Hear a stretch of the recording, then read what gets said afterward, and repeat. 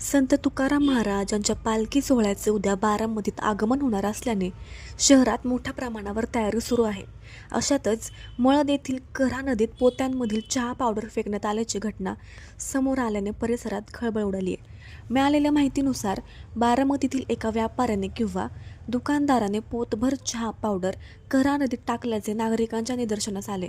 हा प्रकार पाहताच काही नागरिकांनी संबंधित व्यक्तीला पकडण्याचा प्रयत्न केला, मात्र तो घटनास्थळावरून पळून जाण्यात यशस्वी झाल्याचे सांगितले जाते. या घटनेनंतर अन्न व औषध प्रशासन विभागाकडून सुरू असलेल्या कारवाईच्या भीतीनेच ही चहा पावडर नदीत फेकण्यात आल्याची चर्चा परिसरात रंगू लागली आहे. मात्र याबाबत अधिकृतरित्या कोणतीही पुष्टी झालेली नाही.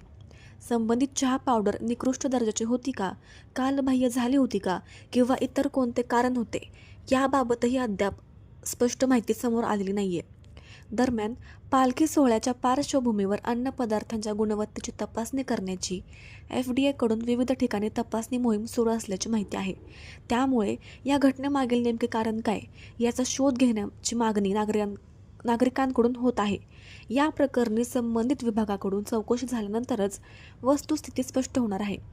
तोपर्यंत FDAच्या कारवाईच्या भीतीने चहा पावडर नदीत फेकल्याची चर्चा असली तरी त्याला अधिकृत दुजोरा मिळालेला नाहीये.